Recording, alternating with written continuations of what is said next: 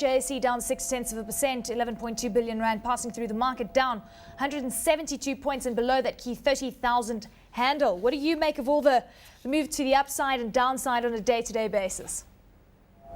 Overall market today did have a negative slant from the onset. Weaker European growth numbers as well as German growth numbers from the onset did put things under pressure here to start. Also saw a bit of a pullback in the euro. Seemed to be the dominant theme of late.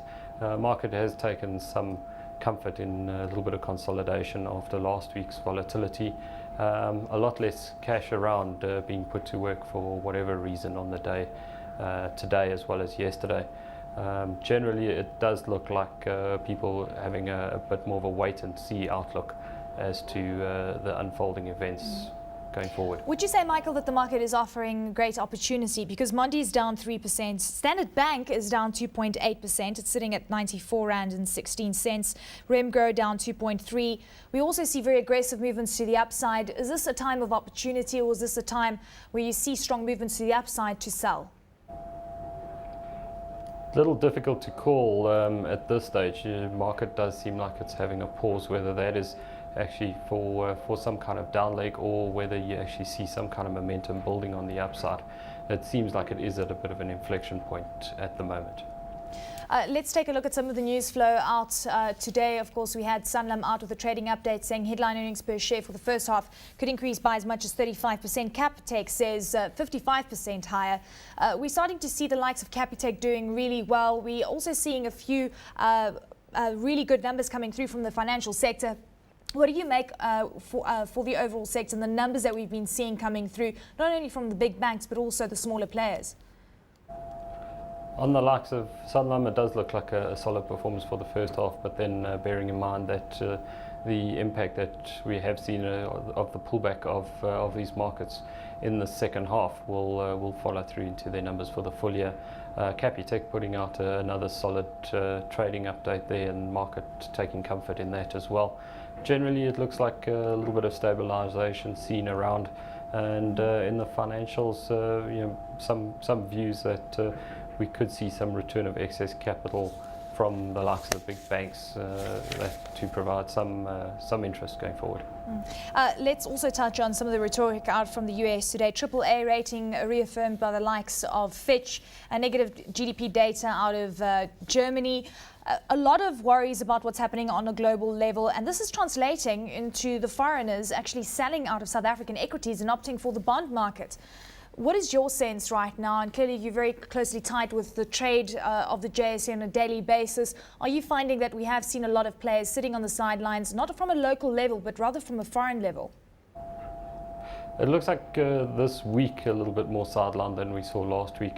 Last week was probably more redemption or pre-redemption related selling, particularly from the foreigners. That seems to have eased at this stage.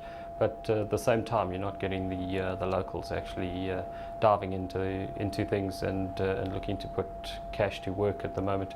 It looks like most are adopting a more of a wait-and-see approach on the global economic outlook. Let's touch on some of the movements today. We spoke about the companies that were under pressure. Goldfields gaining 3%, Anglo Gold also up 3%, and the platinum miners enjoying significant gains as well. Amplats a gain of over 2%, and Implats up 1.6%. Of the two, which would you prefer? I suppose when you see the numbers that came through from RB Plats, again, we keep talking about the fact that costs just cannot seem to get out of control when it comes to the gold and the platinum sector. It looks like cost factors are a heavy way, particularly on the platinum miners, but gold miners themselves can't be excluded from that as well. Overall, if you are looking at a play, gold the more defensive play, whereas if you're looking at a rebound in terms of growth, you would have to favour the platinums. Tell us about what clients are asking right now at this point. Do you think that most just need to sit tight? And we keep hearing about the resource space, and this is the place to be right now, with a lot of the aggressive movements to the downside offering opportunities for those that want to buy into the diversified space. You would have to look at the earnings profile, and you probably got biggest chance of upside surprise on the earnings front from resources, that as commodity prices have held relatively well considering the moves that you've had in, or the downward moves you've had in equity prices. Okay, Michael, let's touch on MTN. Out with results tomorrow. What is your play on MTN? It seems that many say that it's going to outperform in the long term. A lot of the worries and concerns that we heard about where new revenue will be coming from going forward, and the lack of a new deal coming to the fore seems to be now pushed aside, and many are just focusing on the geographies in which it operates. Overall, MTN is one of our favoured telco plays. The result tomorrow probably revolve more around the dividend payout ratio. We're probably looking for in the region of 55% payout ratio from MTN, and that probably as a result of them not looking to do any deals or no deals on the horizon. Earnings-wise, probably looking for about 30% growth on that front, but I think tomorrow it'll revolve more around the dividend than the earnings themselves.